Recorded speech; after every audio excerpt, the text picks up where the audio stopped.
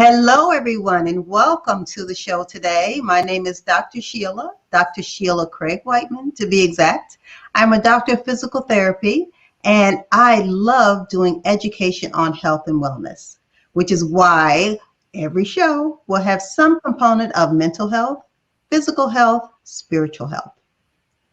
I am on the SCW Channel and KP Media. So you can find us. This is a streaming channel. You'll find us on Roku, Amazon Fire, Google TV, and of course there are a few others. And we also are on Chromecast. So if you don't have access to watch, you can always listen. So hopefully you will be able to tune in on a regular basis. My show is every Thursday at 12 noon. So today we have a recurring guest or returning guest, and she was with us. She's been with us a couple of times, but we had one subject that was so interesting we could not finish and decided to come back to complete that segment so that you would have all the information that you needed, because it was really so interesting. And that subject was decluttering your love life. So let me talk a little bit about who our guest is. Our guest is Lori Bryant Woolridge, and she is an intuitive love coach, and she's certified by the International Coach Federation. She is an author, a speaker, and an angel scribe. She is the founder of Soul Innovations Coaching Group and the creator of the Soul Sexy Transformation, a series of curriculum designed to teach women self-love, acceptance, and sexual ownership. Lori is an award-winning writer and the author of 8 books, and an entertaining motivational speaker that she is, I've heard her, who has brought her empowerment workshops to organizations around the country and Mexico.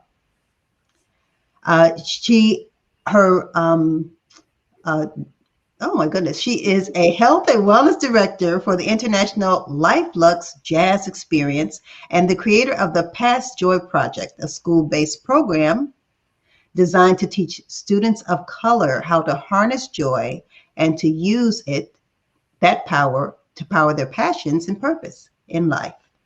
Lori is also the founding expert of the Living Healthy List, which is a go-to source for honest and reliable information on health, wellness, personal development, and fun.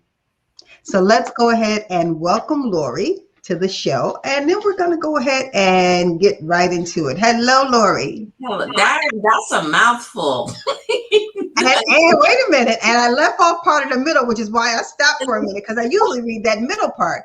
I said, but I never get to the end because there's so many accomplishments. Well, let me skip. Yes, there are. So let me skip through a little bit and go to the end. So at least we can have, if you listen to all of the guest shows that you're on, you'll be able to get the entire picture of who Lori is. Yeah.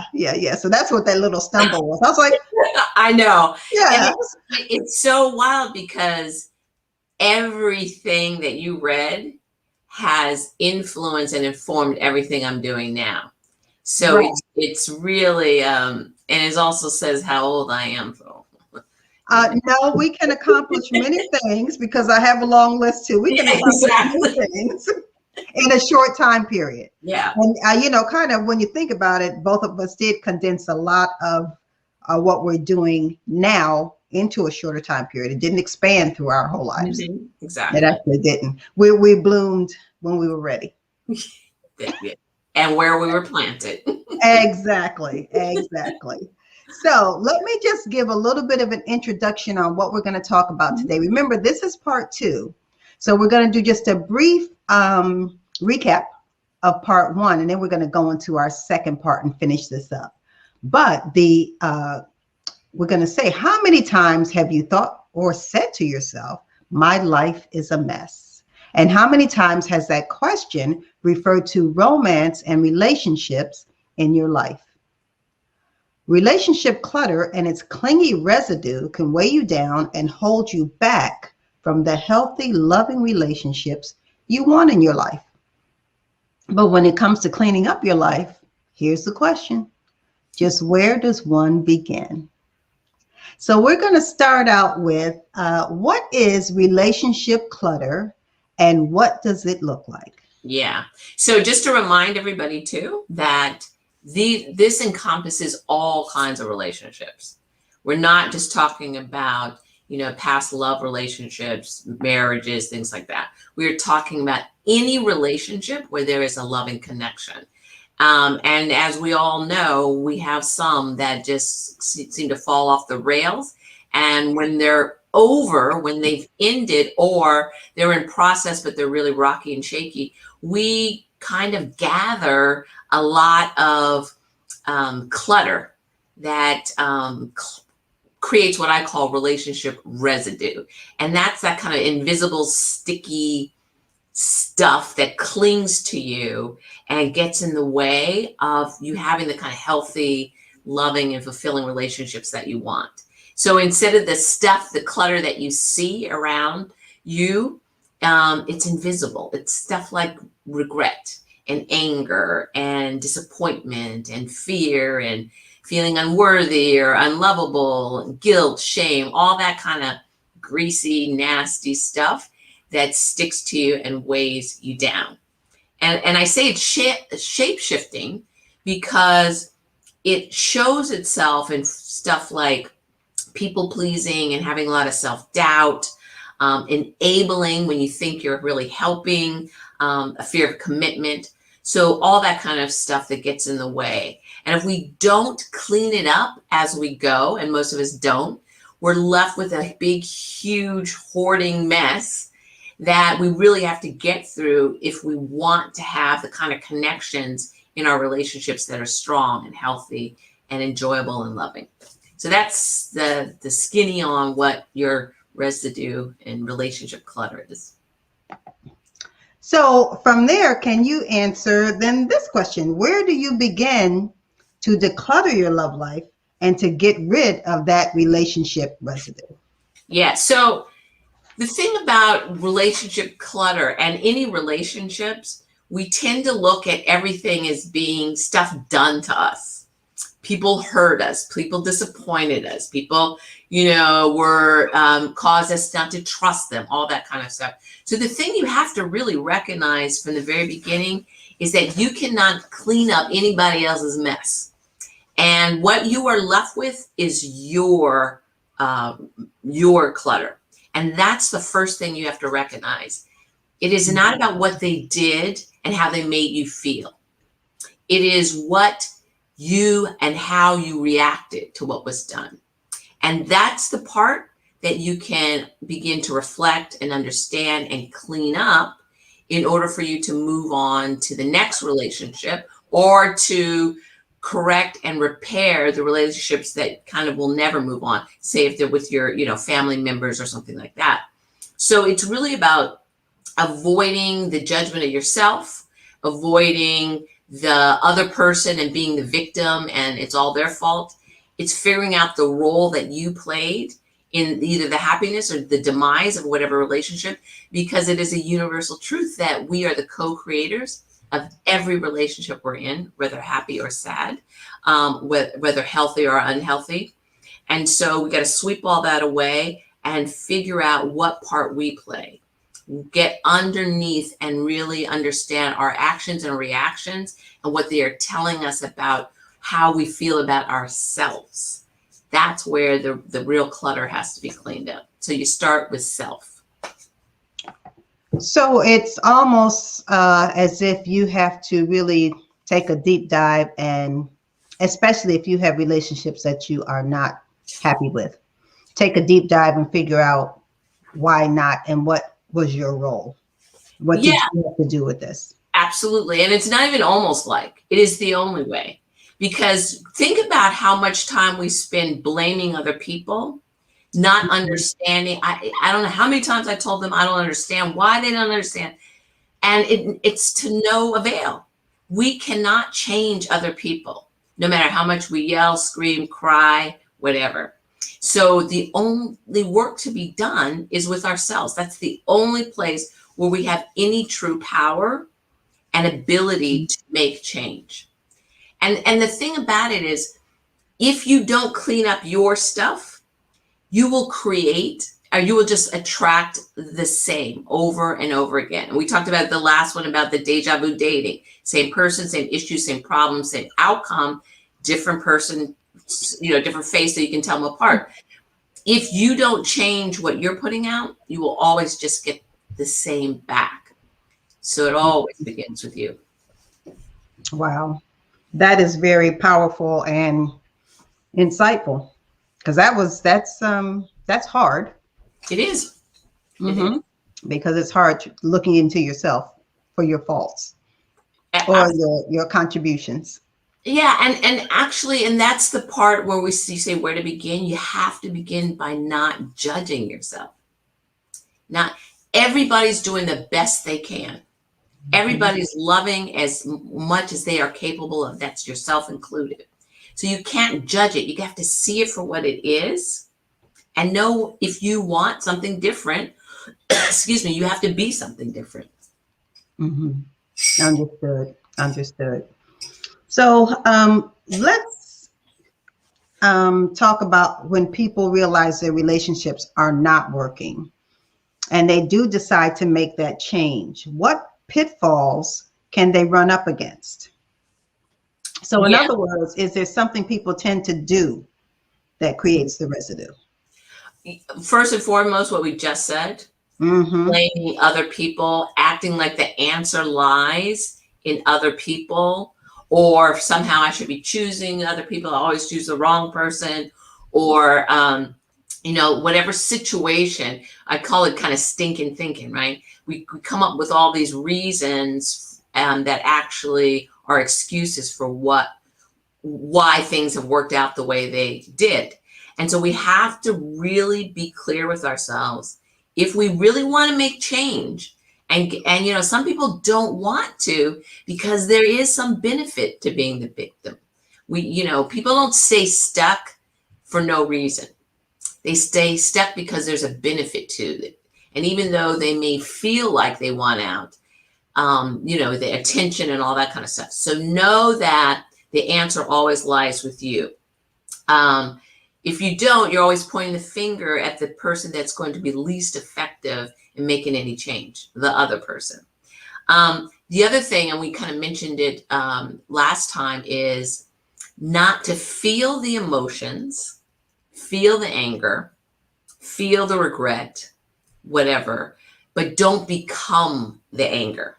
Don't become the regret. Because as soon as you begin to identify and take on the emotions that you feel, you begin to shift your identity, and you're slapping another label on yourself. And then you become that person. And that's a much harder thing to clean up. I mean, I coach people all the time where we're trying to rip off the labels, figure out where the labels came from. How were they so, the adhesive that was applied that so defined them, that left them feeling like they're this failure, that they are, kind of stuck where they are. So you can't become the emotion, and you can't judge it. Judging does nothing but create evidence to support whatever erroneous thought you're thinking. I'm not lovable. All men or all women cheat. Nobody's honest. I don't deserve it. And so all those things become the evidence to support when those judgments to support those thoughts. And that just keeps you stuck. And then lastly, I would say fear. Don't give in to the fear. We want love so badly, but we are so afraid of it.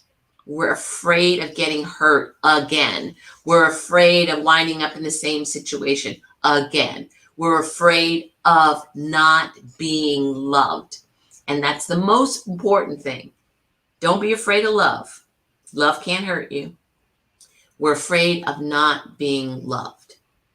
And the real deal with that, why it takes the work that you have to do on yourself, why you have to start with yourself, is because no relationship will feel good or right or solid if you don't love yourself. So if you're always looking for other people to supply what you don't feel for yourself, the relationships are never going to last.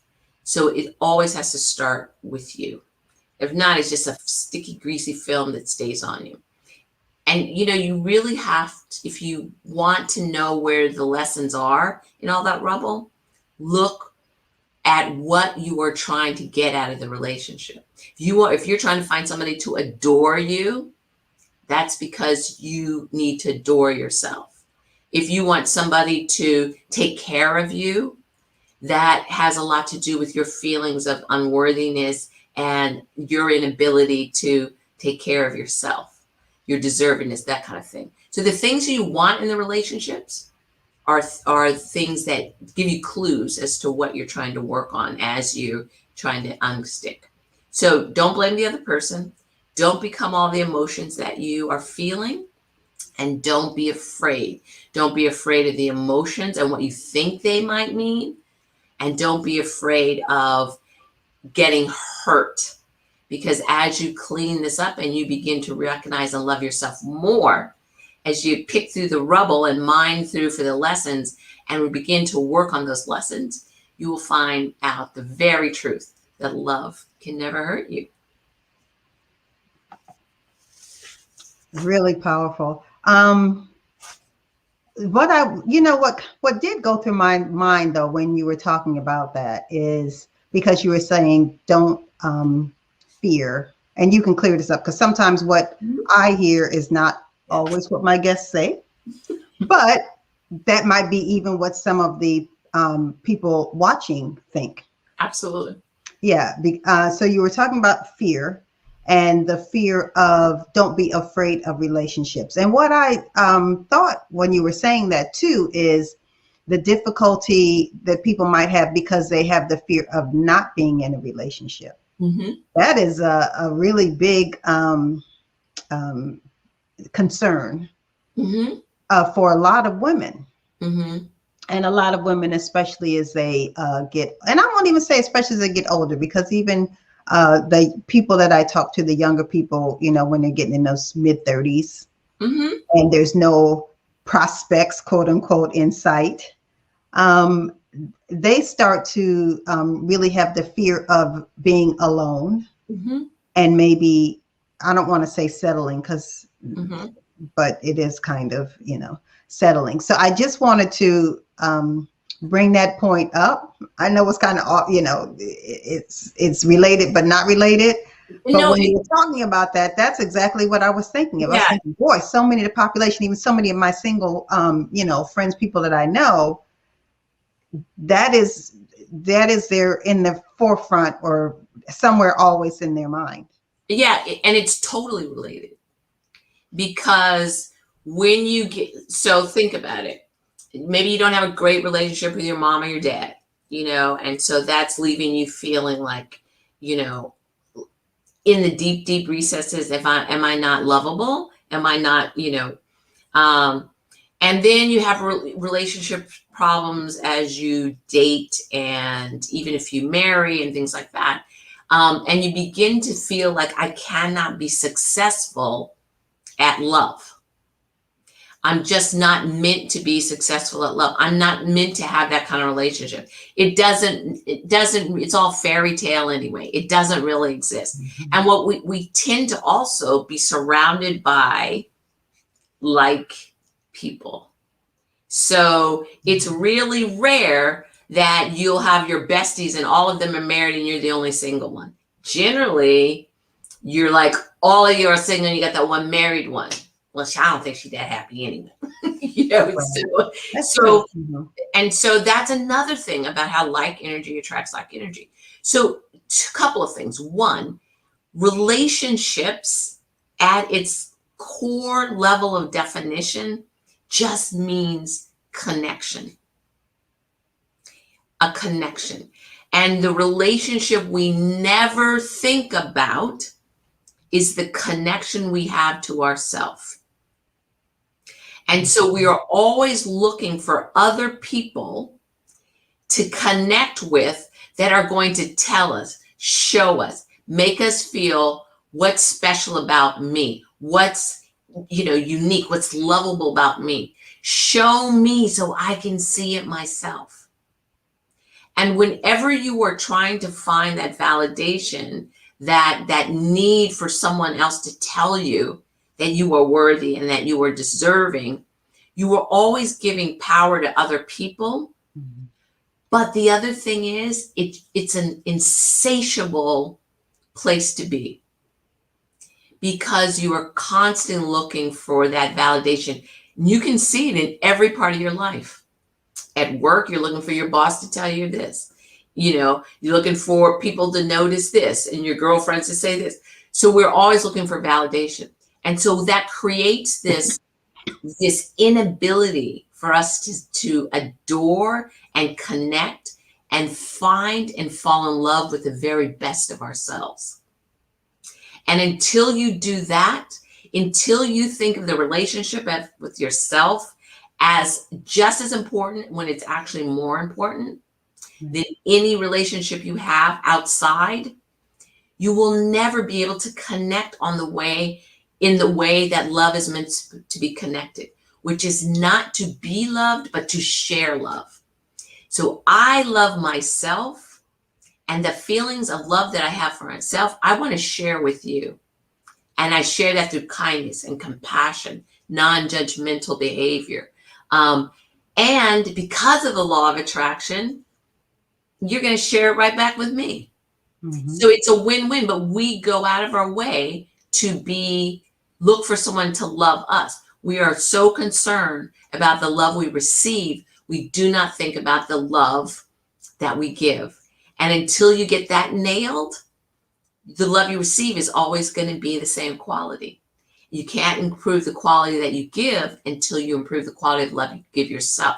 So most of my coaching practice, a huge part of it is dealing and coaching successful single women who have always been successful but can't find love. And the thing that I tell them every single time, when alone doesn't feel lonely, you know you're ready to be in a relationship. When you are living your best life, loving who you are, and not settling for being single because it's what you tell yourself. I don't want to give up my freedom. I don't want to do this. While at the same time, in your heart of hearts, you're wanting, craving, that love connection. When you are living your best life, happy with what you are doing, who you are, know who you are, know what you want, happy to go after it and let it come to you, that's exactly when love shows up. So you can't, if you fear not having love, you're always keeping it at arm's length because you are blocking the love coming to you because you're always worried about the lack. So you're always moving from a position of not having, and wondering what's wrong with me and all that kind of stuff. So in a nutshell, the fear of love you have is directly related to the lack of love you feel for yourself. And the more you can tighten that up, the healthier your relationship is with self. You don't have to worry about being single because you will always attract your like energy. And that's interesting. You do hear, at least I have heard in talking to friends, acquaintances, people, particularly women, and actually some men, that the mate that they found them when they were not looking, actually. Always. Mm-hmm. Always. Yeah, they just were not even looking. When they were on the hunt and they were looking, it was just one after another, after another, after another. But when you're not looking, the person that you're meant to be with at that time falls in your lap. Absolutely. Mm-hmm. Mm-hmm. Heard that a lot. I have lived my entire life never looking for a relationship. If you just live your life and be happy with who you are, mm-hmm. and loving your life, they come. It's just, I met my husband in 6 days. We were engaged. We were married for 31. That relationship was complete. I got divorced at 60 years old, and people were like, how could you do that? I mean, because I know love is infinite. There is as soon as I'm ready, I'll just be, okay, you kind of flip the switch. All right, Because right now it's like I'm wanting to know who I am unencumbered. I Mm-hmm. want to know who I want to, where I get to think about who I am and what I want and enjoying that. And as soon as you know you're ready, they find you. Mm-hmm. I promise you, it works every single time. You just have to understand the mechanics of how energy works. And the important thing, it all starts with the love you have for self, the Mm-hmm. health of that relationship with self. And I think as particularly women, as we get older, we find more of ourselves, Mhm. and that is why even though the divorce rate is remaining steady, the age at which people divorce is increasing. People are divorcing. That over 50 divorce rate is higher, a Oh lot. yeah.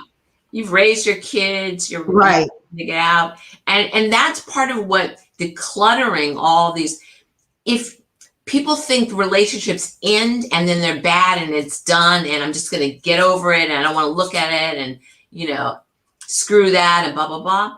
That's the exact wrong thing to do, Mm-hmm. because in that rubble are the lessons. And every lesson that you are meant to learn helps you grow. It Mm-hmm. helps you increase. Okay, here I'm going salami on everybody. It helps you raise the vibration and the frequency that you're on. And because like energy attracts like energy, the law of attraction, quantum physics, you can only attract your same.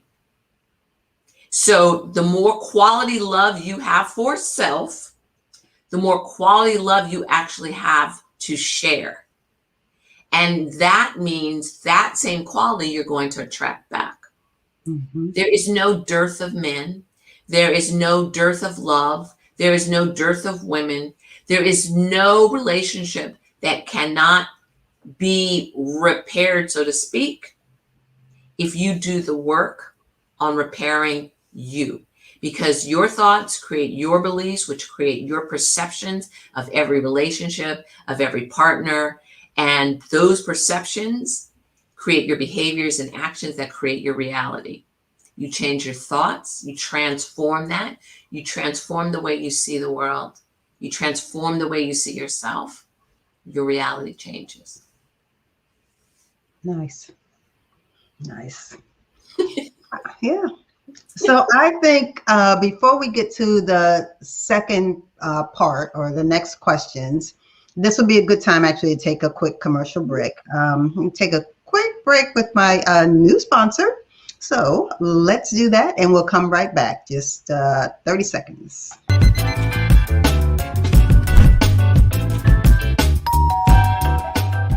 CG Meals helps you save time with our health-conscious fresh food kits delivered straight to your door. Fast, fresh food ready to eat in just 8 to 10 minutes.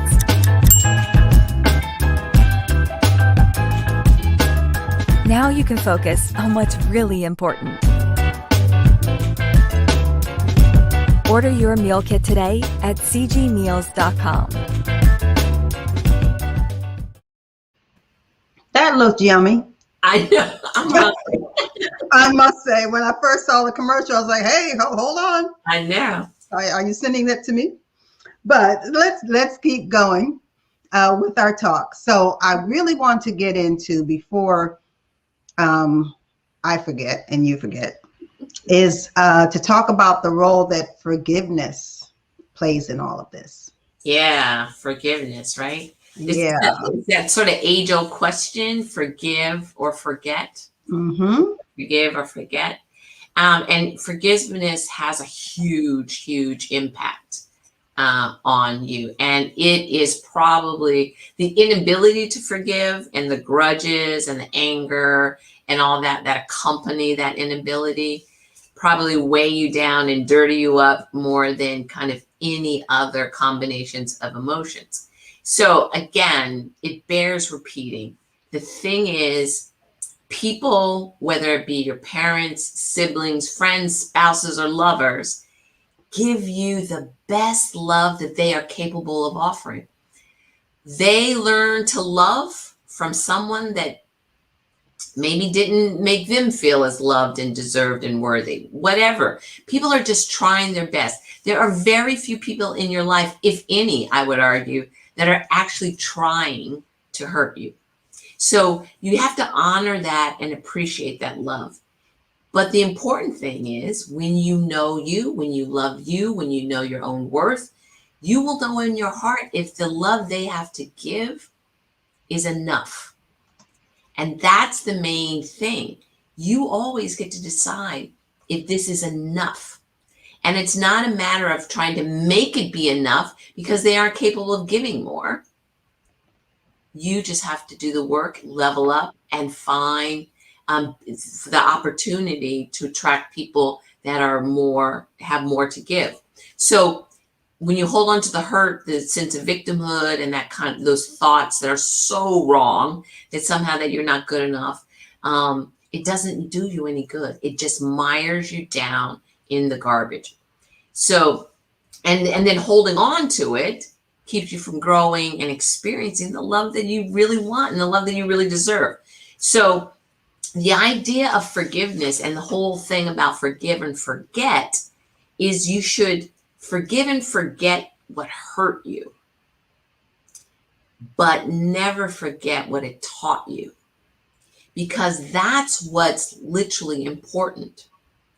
Everything that you might see as a fail is actually creating the contrast to show you, point the lesson, right, where your work needs to be done. So again, if you were in relationships, no matter what arena, where there's a lot of bad behavior going on, were you enabling that behavior when you put it under the guise of helping? So that's the kind of reflective work you need to do and understand so that you can see, all right, what was my role? And so you can't get caught up in just the anger and the inability to understand that people just did the best they could, but it wasn't enough for you. So if you can't get past that, you'll never get past the lesson, which is going to help you grow and evolve. So for those of you that are scratching your head about when Dr. Sheila introduced me as, an angel scribe, and you're like, what is that?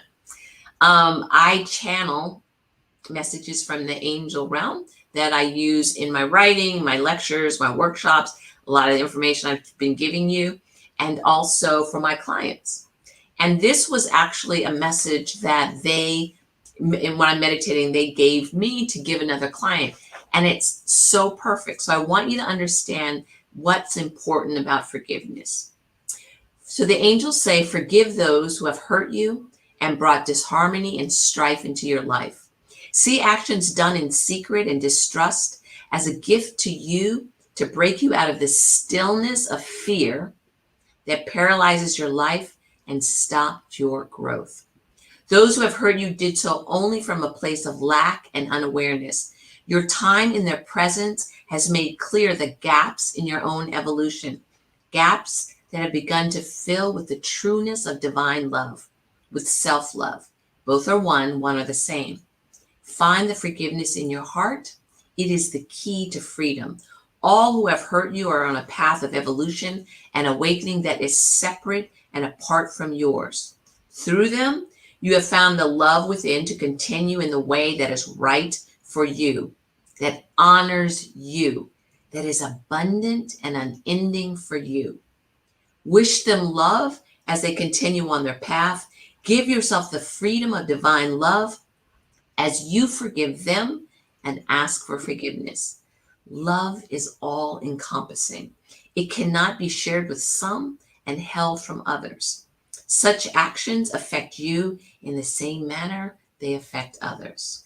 Forgive, love, grow. So says the light. Beautiful.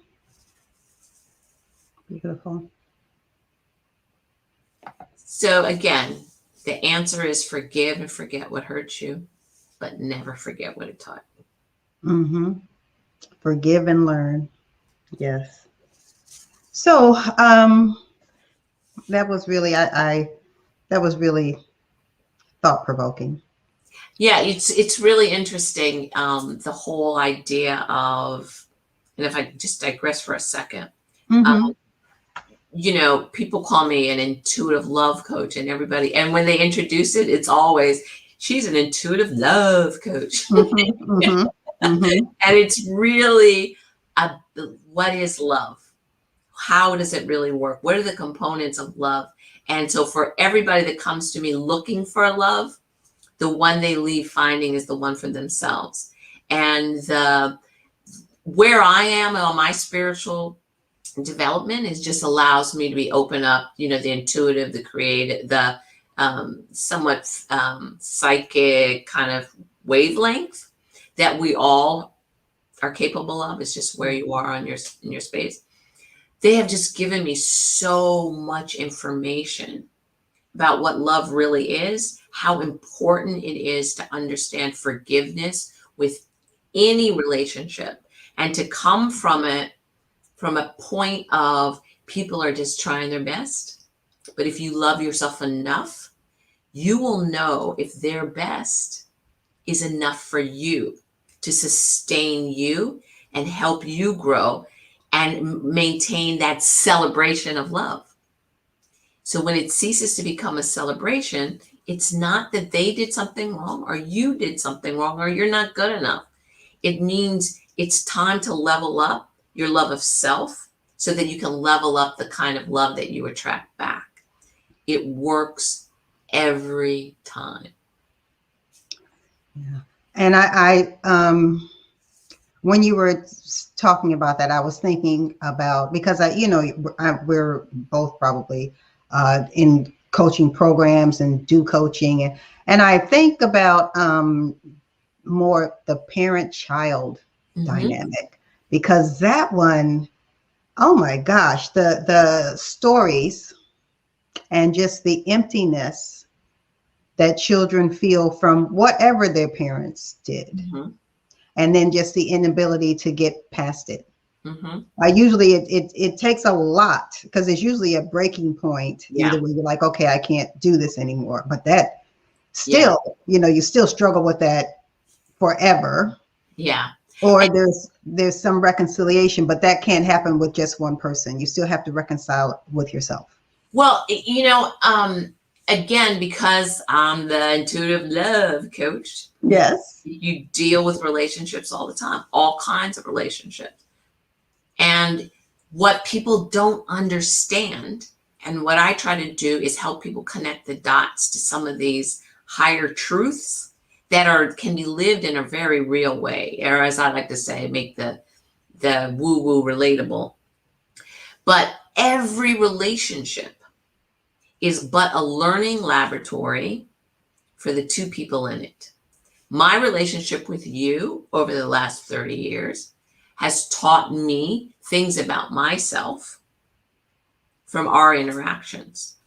My relationship with my children, I've taught them, but they've also taught me. So we have to use our relationships as a mirror, right?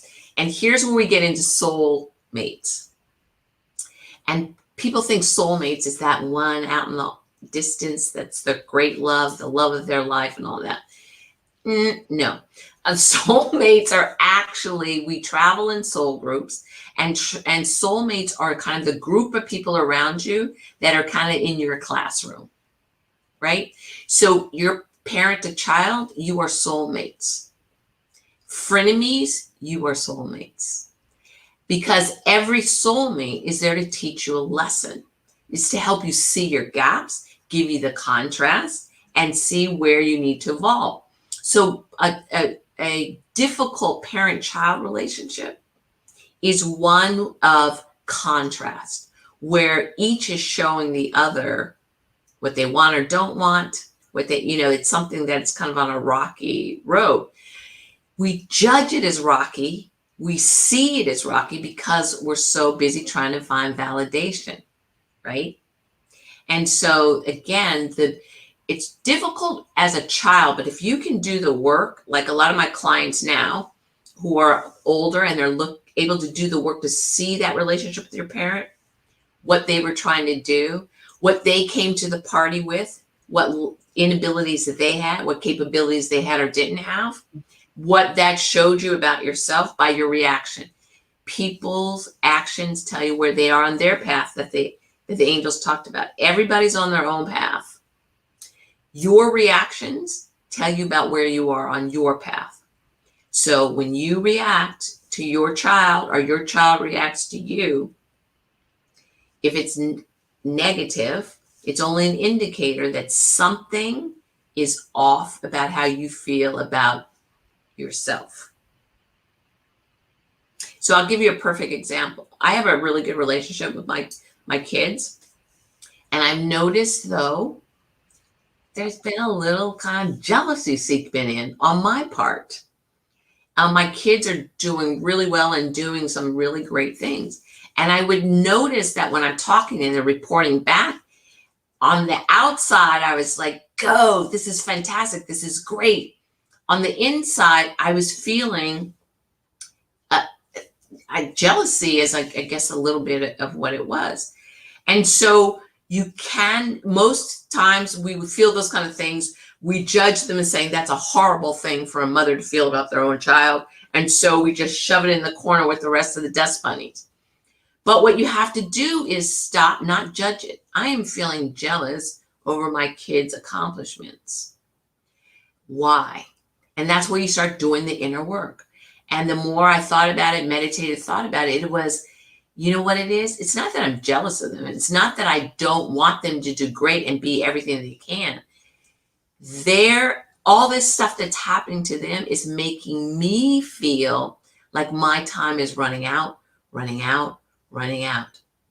So again, because you do the work, you can save the relationship because you do the work on yourself instead of me just going with those jealous feelings. And then after a while, they're going to notice because it's your energy. You have to do the work of why am I feeling this way? What's underneath that? And once you can figure that out, you adjust. Okay. It's so instead of me looking at them with jealousy or envy, let me flip that switch and look at them as inspiration. Let me pick their brains just like they picked mine when they were growing up. Let the joy pass. Let the inspiration go through. So I help them, but now they're helping me. And then you keep your relationship strong. You keep it healthy because it's not being eaten away by festering things that are on your side. Yeah. Yeah. And that was a great example. Thank you for sharing that, because that actually was a really good example of just family dynamics.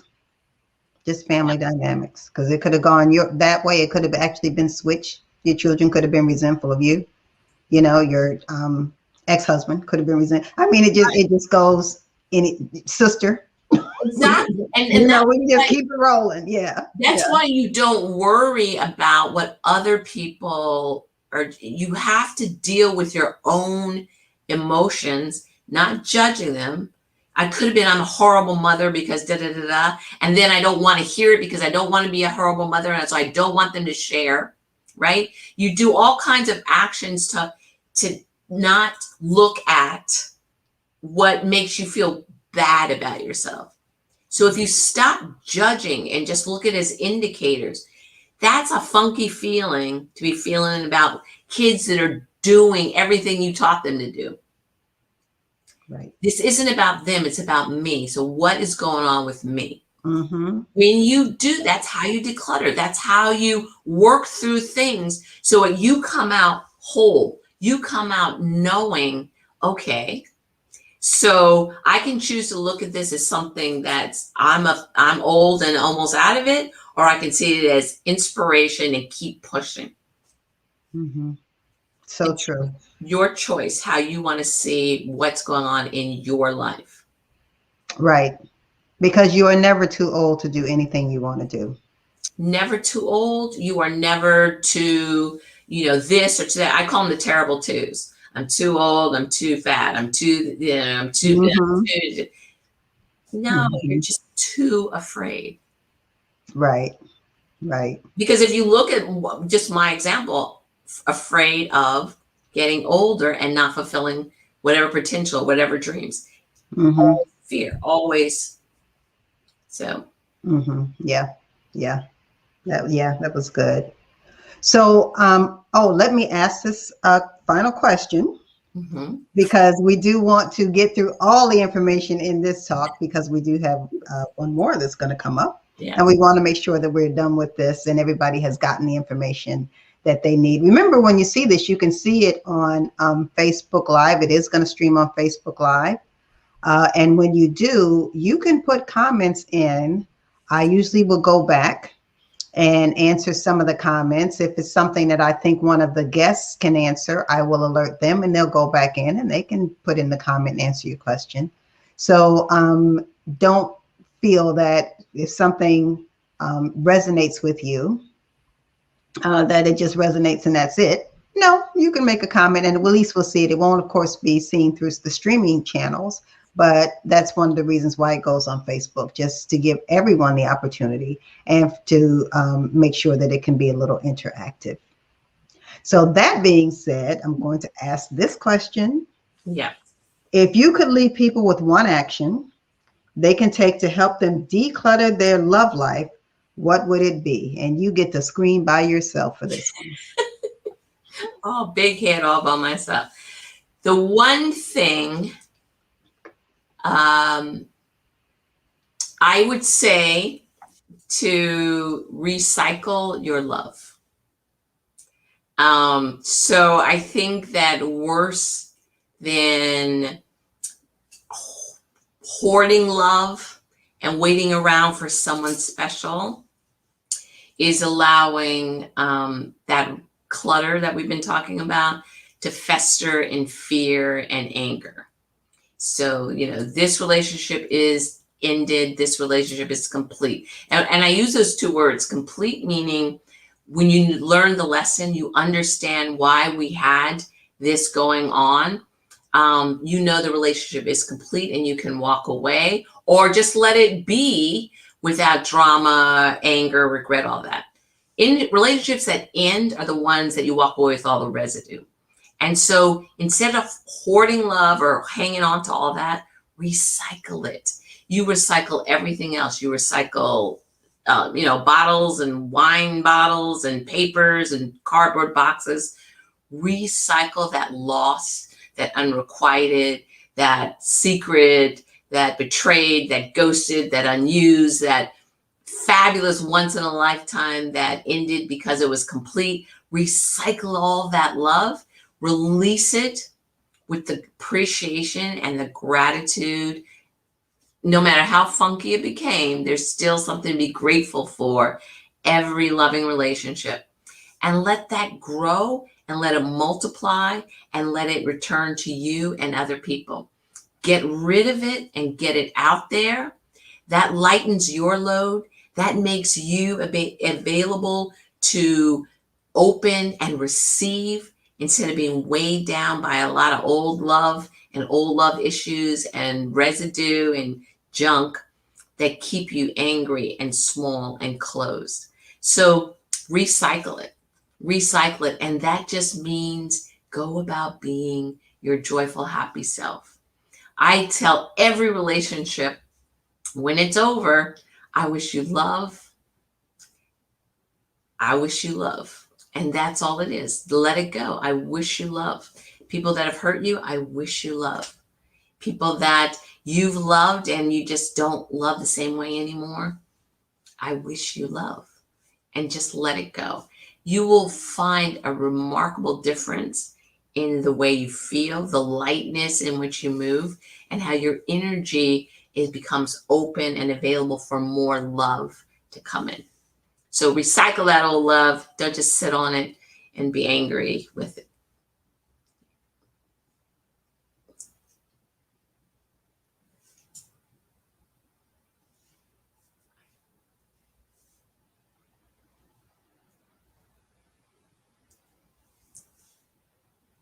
Sheila, I can't hear you. Can you hear me now? Yes. Thank you for telling me. Yes, when I'm coughing, I do turn off my mic. Yes, I don't want to interrupt your thoughts. No, thank you.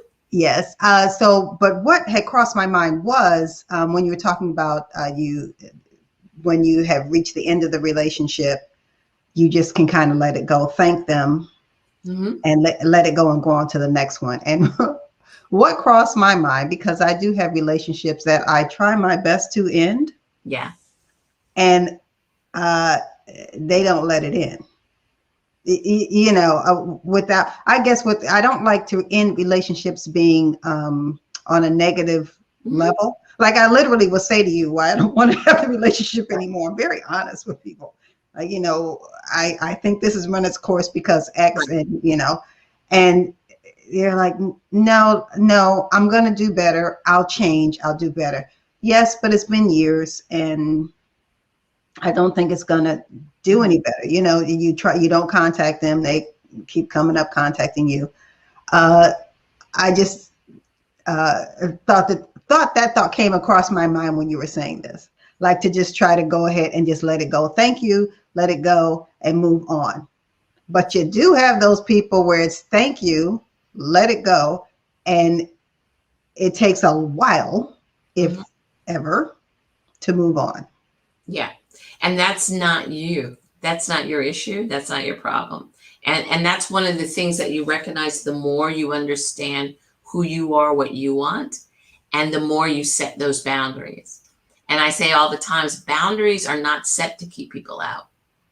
Boundaries are set for you to maintain your sense of self-respect, your wants and your desires. You know what you have to do, what you want to do in order to be who you are. And so sometimes, you can call it tough love, you can call it whatever. And there are some people that you can just let go and just they fade, like no drama. And then some people that you just have to be outright and say, it's not you. It is just in my space here, I can't function and be who I need to be with this energy. And here's the other truth. When you recognize the energetic truth of how we live, that we are energetic souls living a human life, you recognize that we are not rejecting people.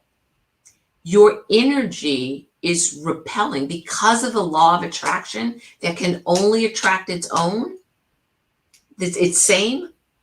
People that you just don't jive with, you just don't, and you know those people, right? It is not, I'm rejecting you, Sheila. It's just that you are out of their frequency. So you can no longer vibe in a way that they would like to have that kind of friendship. And you have to just be honest with them. You don't need to be harsh or whatever. But it's like, right now, this isn't working for me as I'm trying to be who I need to be. I wish you love, and let's try to hook up at another point where I can just deal whatever words that you use, they have to be honest with what you are choosing. That's because in the past we become people pleasers. We let people hang on when they're dragging down their energetic vampires. That's part of what self-love does. It says, this is who I need to be. These are my boundaries I have to erect, and you have to do it. Sometimes it's with your mom, sometimes with your sister, sometimes it's with old friends, but this is what it is. And there's always loving and compassionate ways to say no. Right. Nuh-uh. Right. Yeah. No, that's true. That's true. Because I am good at the no's. I really am. Yeah. And what you find, the more you feel good about yourself and know your worth and deservedness, it ceases to become a drama thing. It's just no. And you know what? You've heard it. No is a full sentence.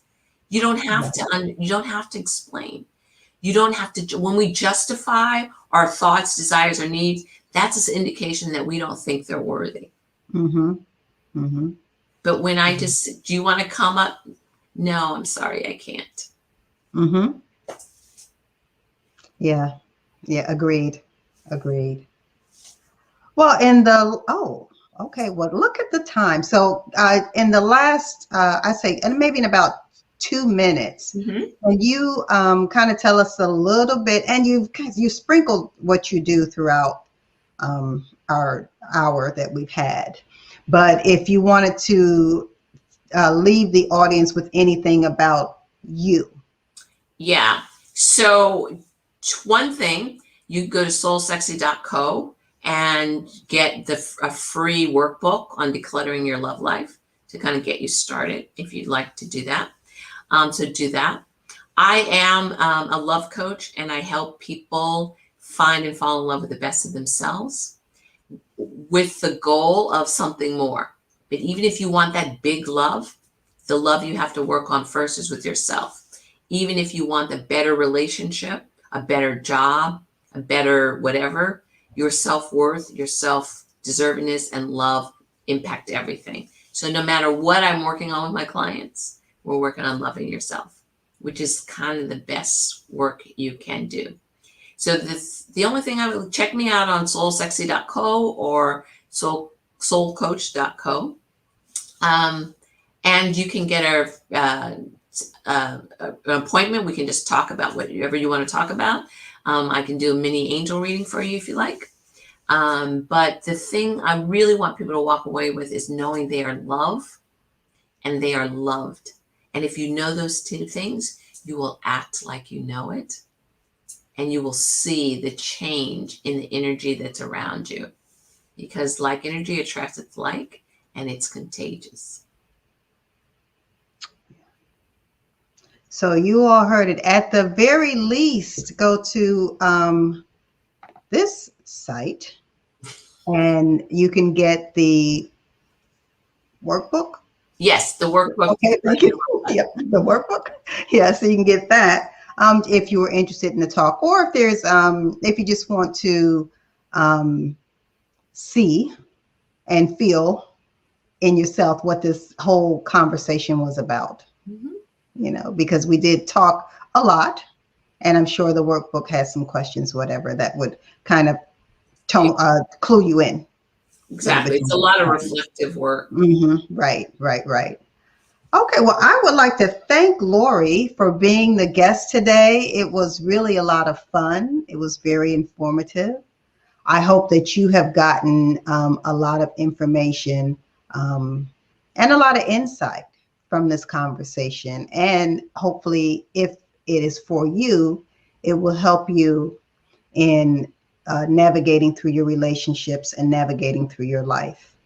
The goal is, of course, for everyone to live their best life. And I know that's a phrase that you hear a lot, but in order to do that, sometimes you have to work at it. Absolutely. Because it just doesn't come. I wouldn't say sometimes. I know, but you meet some people and you're like, oh, they're just happy, because there are some people, but you never know backstories. See, I'm always I know backstories or something. Yeah. But you have to work on it. If it's not now, then it's later. Mm-hmm. Yeah, absolutely. That's why they call it midlife crisis. Mm-hmm. Yep. If it's not now, it's later. Absolutely. So I want to thank you, Lori. Thank you so much for joining me. And just to finish up here, if you have any problems with, so I am a health coach also. Lori does a different type of coaching. I do health coaching because I actually come from a therapy background, physical therapy background, and medical background. So I do more health coaching. So if you have any health issues or any problems, primarily the program I'm working on right now is bladder leaks, because I do like to help women to reduce and eliminate bladder leaks. So you can always go to my website. That's why my eyes are roaming. I'm trying to put my website up here. So that's my website. You can go to thepelviccoach.com. Okay, and look through there for some information. There's some blogs, there's information on there, some articles that might help you and answer some of your questions. If you would like, I do also have a book. You can see it in the background, To Pee or Not to Pee. You can go to pee or not to pee, not to.com, and go ahead and get your free copy. Thank you so much.